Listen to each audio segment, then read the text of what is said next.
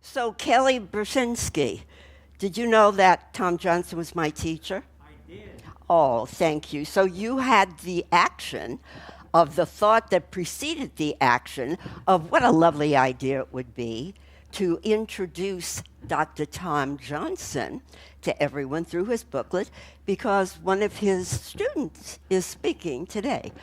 Now, that is the action that he was talking about, the predecessor to all action being the thought behind it.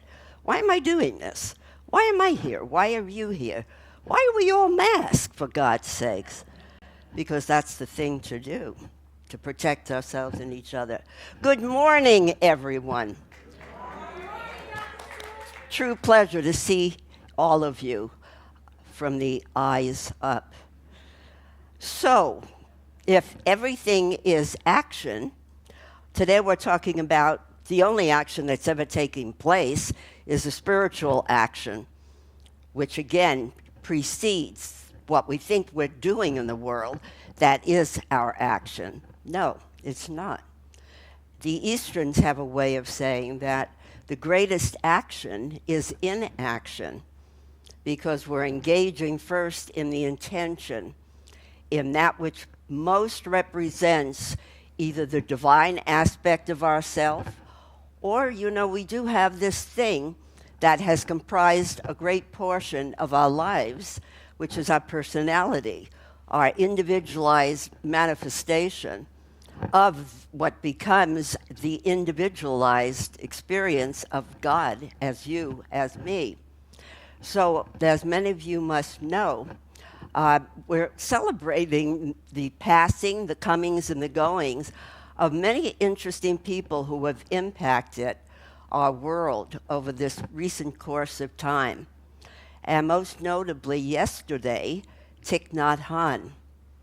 Anybody ever read or experience Thich Nhat Hanh? What a gentle, beautiful soul. I'd never have had the experience of him in person through a retreat or a talk. Did any of you ever? Well, I can only imagine the essence of the true action of spirit that he would personify. He, of course, is out of Vietnam and was highly resistant to what was happening in Vietnam and therefore was subject to much persecution. And so he left and had really a troubled life as a child growing up.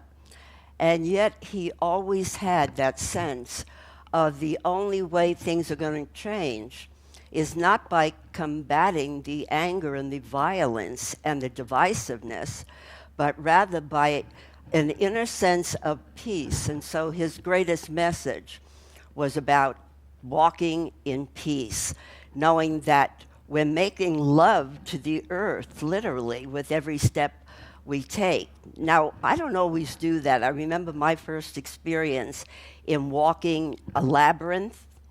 And if any of you have walked a labyrinth, the idea is as we continue to circle the parameter, it's to bring that mindful sense of what it is that disturbs me the most, that causes me the most angst, that moves through me, and yet it's a kind of energy that doesn't lend itself to being a peaceful presence in the world. So I can remember if I was to walk the parameter and gradually make my way into the center, my thought of action at the time was I've got to do that in the quickest and most brisk way possible. So my method of walking the labyrinth originally was like this, and it was finally somebody corrected my motions and said, it would really be of more benefit if you would calm down and just think with the deepest part of your soul as to what it is that troubles you or prompts you to take very strong, hard actions in the world, on the earth, on life all around you, when obviously there's a calmer, quieter way to be. And so this man made it his life's work. He was a great admirer of Martin Luther King, and just came along with that same tradition of nonviolence as the way to combat that which happened in his world up to this point of his departure, and from this point on, certainly. And so at the same time that he passed yesterday, a gentleman who most of us are familiar with is a day that we celebrate his birthday, and that's Dr. Ernest Holmes. And so it seems very cohesive and integrated to me to realize for all of us that East meets West, because while Thich Nhat Hanh and his Buddhist teachings are very much about mindful breathing, compassion, Ernest Holmes, in my initial experience with him, an introduction to him, was more about action, that the mind is the only action that's ever taking place. So therefore, nothing changes until mind changes. And the only thing that we're ever seeing pictured outwardly in our physical experience is what we have conjured up personally and individually and as a collective body. And that's why we're seeing what we're seeing, this perpetuating of a harshness, I think, for me is the best way of explaining it. Something that is rubbing up against life and its ways of harmoniously, rhythmically coming into expression and manifestation. And now, instead, everything just seems to be the fight, the violence, the anger. And of course, that fight, that anger, and that violence is something we carry within ourselves. It doesn't exist in a vacuum. It exists because the things that we have either not ever dealt with, unresolved issues, thoughts, feelings, actions, activities, whatever you and I are, that represent the composite of my life up to this point, doesn't begin and end there. We are also the cumulative representation of everything and everyone who has ever preceded us. You know, when Kelly was talking about the fact of this perpetuating energy in this very room, we still have the remembrances of when this was a dinner theater. Many years before, we took it on as, at that time, we've had many names, many alliterations. The Conejo Valley Church of Religious Science. Anybody go back to those original days? Yeah, quite a few. And then it became the Center for Spiritual Living gradually.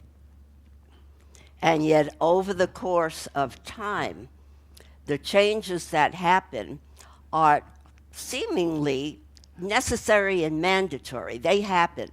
But transformation is a whole other animal. Transformation means not only do I recognize that changes the nature of life, and I have the option to either go along with it and make something of it. You know, that expression, you want to make something of it? That's what they meant. No, just kidding. Not really. But that is the point of it all. And so I started reading some of the material of the integral theorists, the people who believe that everything that we have ever known, thought, experienced, read, remembered, or that has subliminally come through us, through all humanity, all civilization, is still pulsating. The anger of those who brought violence to our civilization, that still is rumbling around in this room, outside of the room, and somewhere within our very beings where we personalized it and became angry at our parents, at our kids, at life, at our politicians, at the virus, at whatever you want to pick as your point of attack. But somewhere in us, the fact that life is showing us what's happening the way it's showing up means that I've got work to do. And so I'm either evolving and transforming, but in the image and likeness of my ego, that personal sense of self, where I'm looking to satisfy and gratify me. It's really all about me, my self-concerns, my self-preservation, what it is that I need to make me happy. I need a drink. L'chaim. This cup weighs more than I do. Seriously, I'm going to shift. Much lighter. Less classy, but definitely easier. So how about everything is really about doing the spiritual practices and following a path of spirituality, of understanding life metaphysically beyond the physical? How about if that became evolving and transforming beyond the ego and more into that which is spoken about so often now? How about conscious evolution with what the universe, which is far wiser and smarter than we are, in mind, in emotion, which has only one emotion, love. I am the universal love of God, personified, and so are you. And if that's the case, then why does so much of my life show up that seems absolutely contrary to the nature of love? So what would it mean if, when push came to shove, in order to quiet all of the raging fires, symbolically and now up in Big Sur, actually, what if in order to quiet and calm those fires of rage and violence and anger and divisiveness and illness and sickness and death and the whole package that we've been experiencing now for practically 2 years, what if the change in that, the transformative shift in that becoming an enlightened course of action that originates with the true action, the spirit, dictating the terms and conditions of my choices, my decisions, and then what I do in the world? What if it all depended on you and on me? That's it. This room was suddenly designated to be the place, that universal pitch point of oneness, where what we did in here literally became what is done everywhere, beyond these four walls, beyond the city, the state, the nation, the world, throughout the universe.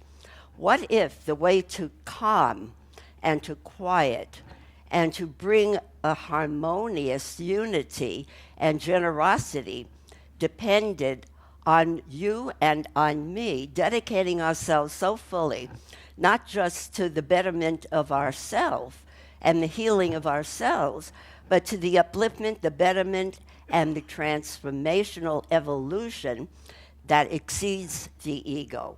What if I really made it a practice to love those that are not the easy ones to love, be they in my personal world or be they many they? You know it for you, and I know it about the way I feel. What if that became the spiritual practice? I've shared this many times because to me it is such a point of clarification. I believe it was Ram Dass who used to talk about the very people that most caused his inner self to be agitated, annoyed, angry. What he would do in his practices of blessing, on his puja, that person's picture, or those persons' pictures, would be the most prominent as a reminder that it's far more diligent and takes more effort and discipline to, number one, acknowledge that there's antagonism, anger, frustration, and you would love to just get in there and slap someone. But if their picture is right in front of you, anybody holding a certain picture that has flashed into mind? Or maybe it's a whole wall. Who knows? Only the shadow knows. What if that person became my reminder of being the absolute focus of my spiritual awareness, that the universe is love, the universe is calm, calm, calm. In the midst of every storm, that which is the racing mind becomes the quiet mind in a racing world. What if I so lavished the divine love of that which has created all of us, and always with a unique, specialized purpose, mission, and reason for being? And that doesn't mean that I'm the artist or the writer or the politician or any specific job description. It means that I am here to express the divine as I most cleanly, clearly, perfectly, lovingly, wisely express it. That represents who I am at my finest. So this whole room is an assigned sacred place. We know that, intellectually. Why do we gather at this community, at all forms and shapes and methods of spirituality, or in some cases, religiosity? We do it because something in us says there's a sacredness in me, and somehow it wants its match outside of me and everything in my world. So if I am the cause to every experience, and that was Dr. Tom Johnson's basic, fundamental, and persistent message. I am cause to my every experience.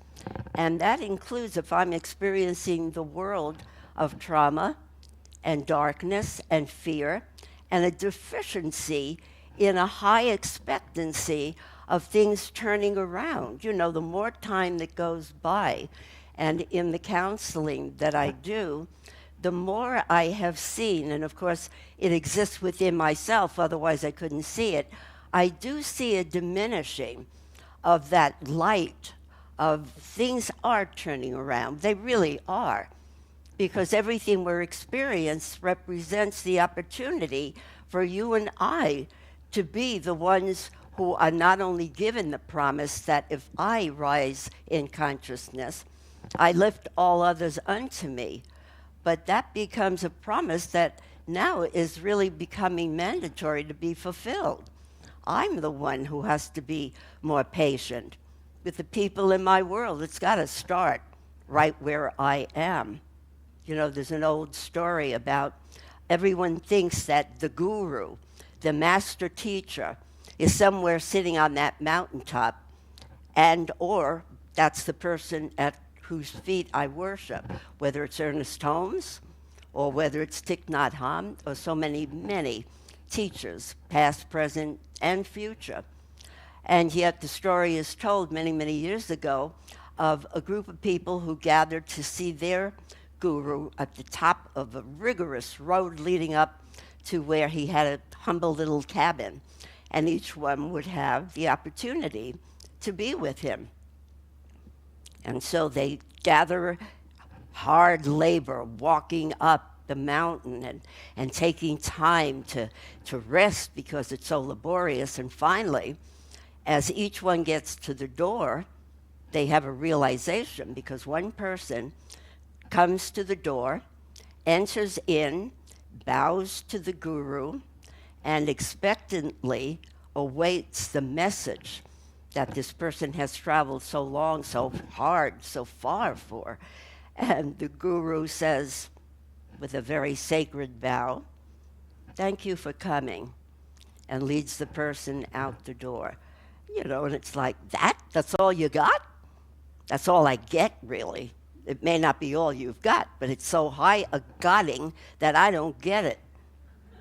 And I think that's the difficulty that all of us find, that it's not the easy go, that the minute I get the right partner and the right house and more money and all the material things, that's it. I've made it. I'm enlightened. I don't think so.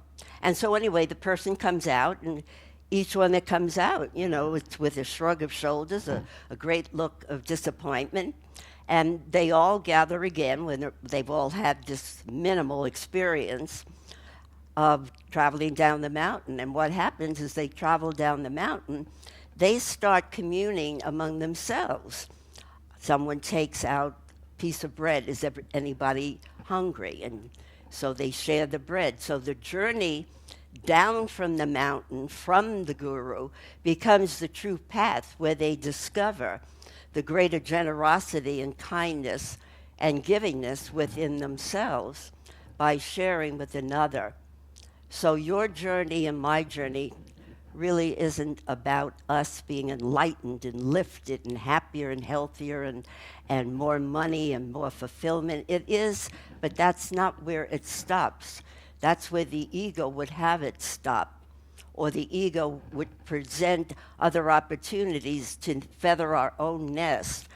But in the evolutionary conscious unfolding to what the universe wants, it's a far bigger picture. It's what can I do for everyone else? I have no concept of time whatsoever. There used to be okay, I just got a very gentle message.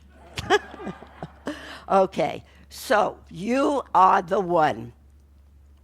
Your life is the message. Everywhere you go, to your home, to your family, to your work, out in the community, just socializing to the degree you safely do that, you are the one that either carries the elements of unrest, discord, unraveling, or you bring peace. No matter what the conversation, no matter what the situation, I am the bearer of good tidings, and so are you. And that's the way it really is.